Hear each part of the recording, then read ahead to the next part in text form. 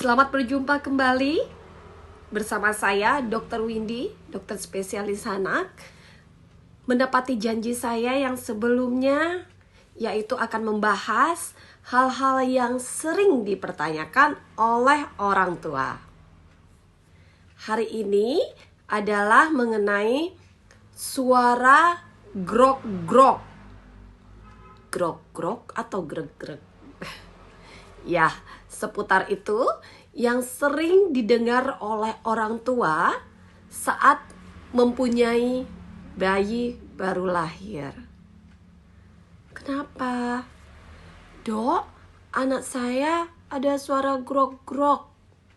Begitu pertanyaannya, dan saya akan coba untuk membahas sebenarnya itu adalah suara apa. Baik, kita mulai. Setiap kali ada orang tua membawa bayinya kontrol ke rumah sakit atau ke dokter, biasanya pertanyaan yang hampir 50% itu yang saya temui adalah tentang napas grok-grok ini. Orang tua mengeluhkan napas grok-grok dan hampir semuanya menanyakan apakah lendir pada bayi saya waktu pertama kali lahir sudah dihisap, Bu Dokter. Jadi mereka mencurigai bahwa ada kealpaan atau dokter tidak melakukan penghisapan lendir saat bayinya lahir. Tentunya hal ini sangat keliru, karena andai kata ada lendir saat lahir, kemudian dokter lupa ataupun tidak membersihkan jalan napas pada bayi daripada ibu atau bapak, itu akan fatal. Biasanya bayi tidak akan bertahan untuk hidup dalam waktu beberapa jam begitu, ataupun beberapa menit, kalau memang benar lendir itu tidak dihisap. Sayangnya orang tua juga tidak tahu bahwa bayi yang lahir bugar tidak selalu harus dihisap, apalagi kalau tidak ada lendir yang terdengar saat bayi lahir. Jadi jangan pernah menduga bahwa suara grok-grok yang ada pada bayi ataupun anak yang sudah agak besar itu disebabkan oleh kelupaan untuk menghisap lendirnya saat lahir. Itu jelas salah.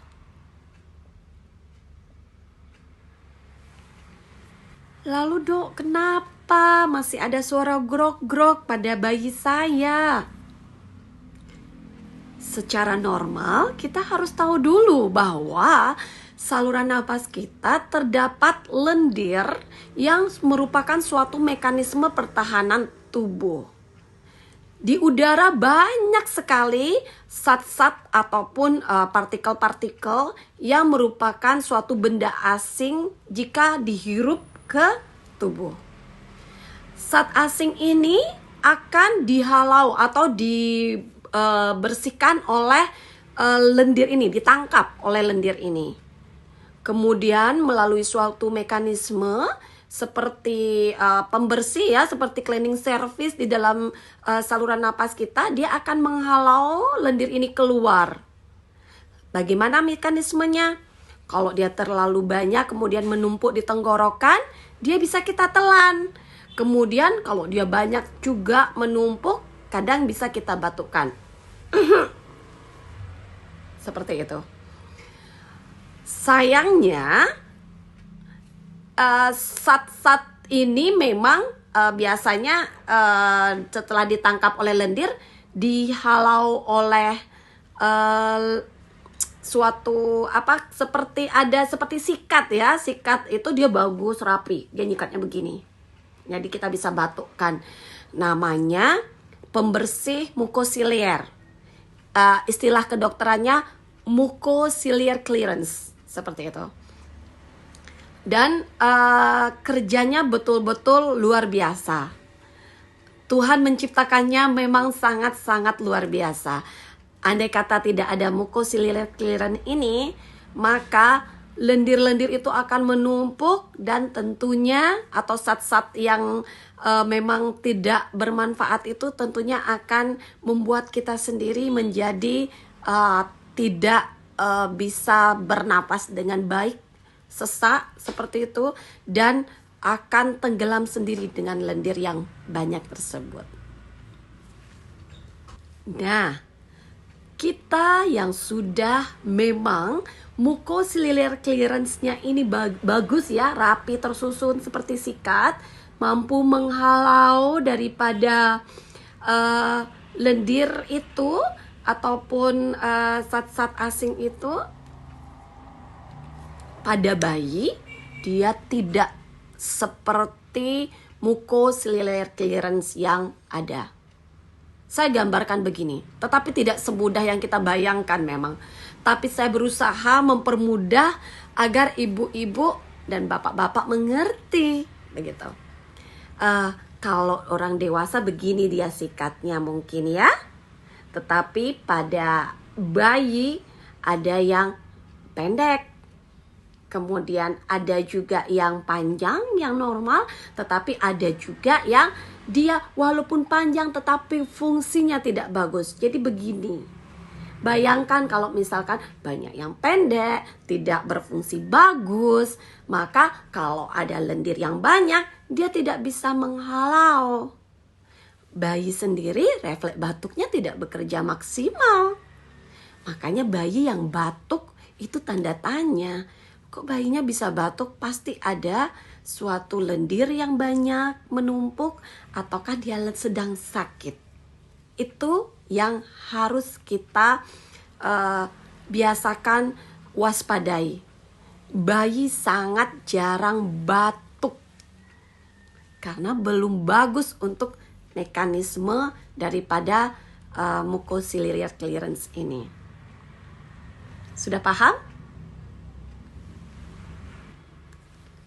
Pada bayi yang orang tuanya, bapaknya, ibunya, ataukah saudaranya punya riwayat alergi, biasanya bayi yang dengan keluarga yang ada riwayat alergi, suara grok-groknya jauh lebih keras. Mengapa? 1. Orang alergi, kalaupun dia misalkan sudah bagus pun fungsi mucociliary clearance-nya ini, tetap menghasilkan suatu lendir yang jauh jumlahnya lebih banyak daripada anak yang normal atau anak yang tidak alergi. Jadi wajar nanti suara grok-groknya akan jauh lebih keras daripada anak-anak yang tidak alergi. Yang tidak alergi saja, grok-grok itu masih bisa timbul karena lendirnya masih ada di dalam saluran napas. Kemudian dia dilewati udara, dia akan suara begini, grok, grok, grok, grok. Belum lagi kalau tidurnya bayinya nekuk gini. Nah, di sini bayi kan lehernya pendek tuh, jadi pasti suaranya tambah keras. Apalagi kalau bayinya punya riwayat alergi, dia akan menimbulkan suara grek-grek yang jauh lebih keras seperti itu. Kemudian yang memperberat suara grek-grek ini adalah suara gerak-gerak akan lebih keras timbul bila ada bulu-bulu binatang. Jadi hati-hati kalau punya bayi, jangan dekat-dekat dengan binatang peliharaan juga. Kemudian orang tua yang perokok. Saya paling tidak suka kalau ada orang tua yang punya anak dan merokok. Itu sangat membahayakan jiwa bayinya sendiri. Jadi saya persilahkan orang tua jika ingin punya anak, ayo lihat dulu, mau anaknya sehat, jangan merokok. Itu. Kemudian yang lainnya adalah sangat tidak kita bisa lihat itu adalah ada tungau debu rumah. Jadi dia tidak bisa dilihat oleh mata dan sering makan kulit-kulit mati daripada manusia. Tempatnya di mana? Di kasur, kadang ada juga yang di karpet seperti itu. Orang menyebutkan debu, tapi ada suatu binatang kecil-kecil begitu, binatang atau kuman begitu kecil ya di tempat tidur biasanya. Jadi rajin-rajin bersih-bersih tempat tidur. Kemudian bersih-bersih supaya tidak ada gerak-gerak pada bayi.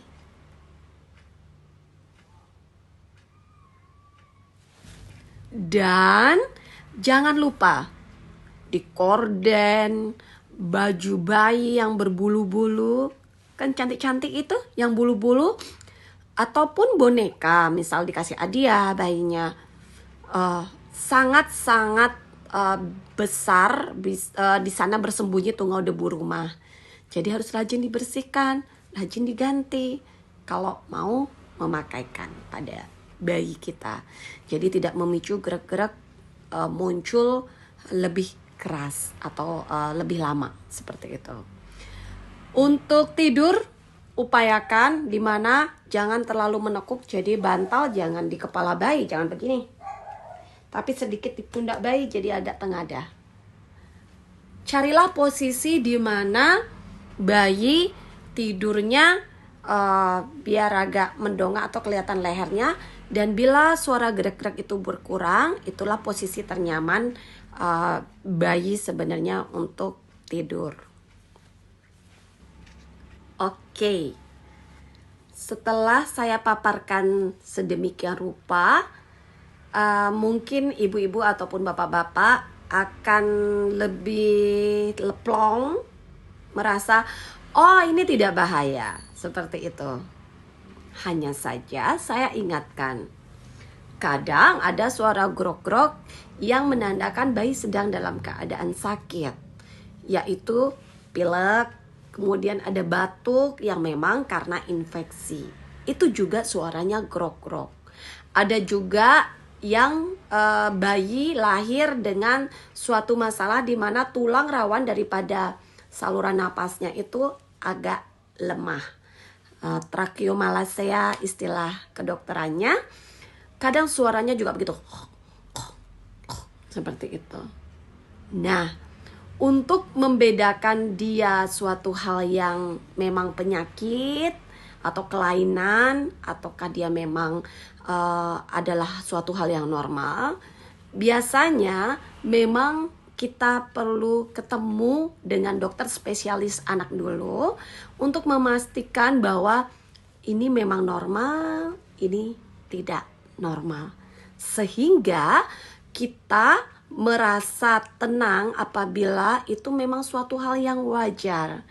Dan kalau memang dia adalah suatu kelainan, apa yang harus kita lakukan?